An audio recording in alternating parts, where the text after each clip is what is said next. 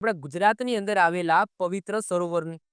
તો આખા ભારતની અંદર 5 પવિત્ર સરોવરો આવેલા છે. ભારતના 5 પવિત્ર સરોવરો કહેવામાં આવે છે.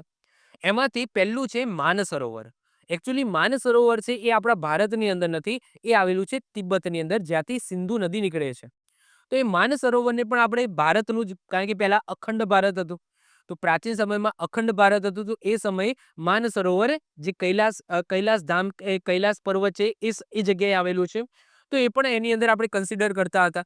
તો પહેલું તો થઈ ગયું માનસરોવર. બીજું અને ત્રીજું એટલે કે બીજા બે જે છે, આ પાંચમાંથી બે તો આપણા ગુજરાતમાં છે. તો એક છે બિંદુ સરોવર, જે તમને ખબર જ છે સિદ્ધપુર પાટણમાં આવેલું છે.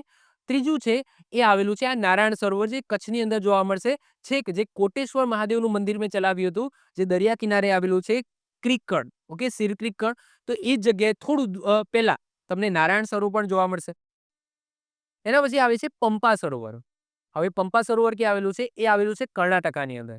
અને પાંચમું છે પુષ્કળ સરોવર, અને પુષ્કળ સરોવર તમને જોવા મળશે રાજસ્થાનમાં, જ્યાં બ્રહ્માજીનું મંદિર છે. તો આ 5 સરોવર છે જેને ભારતના 5 પવિત્ર સરોવર કહેવામાં આવે છે, જેમાંથી 2 આપણા ગુજરાતમાં છે. એમાંથી એક વાત કરીએ નારાયણ સરોવર, જે કચ્છમાં તમને જોવા મળશે. નારાયણ સરોવર એ કચ્છ જિલ્લાના લખપત તાલુકામાં આવેલું કોરી ક્રીક પાસેનું એક ગામ, એક હિન્દુઓનું તીર્થસ્થાન છે. પ્રાચીન કોટેશ્વર મંદિર જે મેં ચલાવ્યું હતું એથી 4 કિલોમીટર પહેલા આવી જાય છે. નારાયણ સરોવર ભારતના 5 પવિત્ર સરોવરોમાંનું એક છે. અને જે મેં વાત કરી એમ માન સરોવર, બિંદુ સરોવર, નારાયણ સરોવર, પંપા સરોવર અને પુષ્કર સરોવર, જેને ભારતના 5 પવિત્ર સરોવર કહેવામાં આવે છે. અહીંયા તમને મંદિર પણ જોવા મળશે. તમે એન્ટર થાવ, આજથી 5 વર્ષ પહેલા હું અહીંયા ગયો હતો. તો એન્ટર થાવ એટલે પહેલા તમને મંદિર જોવા મળશે. અહીંયા કિલ્લા ટાઈપ ચારે બાજુ દિવાલ છે, ઊંચી ઊંચી દિવાલ. પછી એક ગેટ છે, એ ગેટ તમે ખોલો, તો ગેટ ખોલો એટલે અહીંયા મંદિર છે. ઓકે, આ મંદિર છે. આ મેં મંદિર બતાવ્યું ને, એ અહીંયા છે. પછી આ દિવાલ છે ઊંચી, ત્યાં ગેટ ખોલો એટલે અહીંયા તમને જોવા મળશે સરોવર.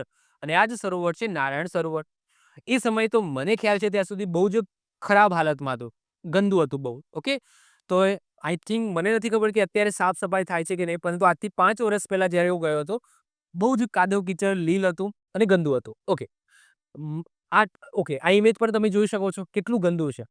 આ છે નારાયણ સરોવર. ઓકે, તો કેવી હાલતમાં છે. આપણે કહીએ છીએ ભારતના 5 પવિત્ર સરોવર, અને એની આપણે સંરક્ષણ નથી કરી શકતા.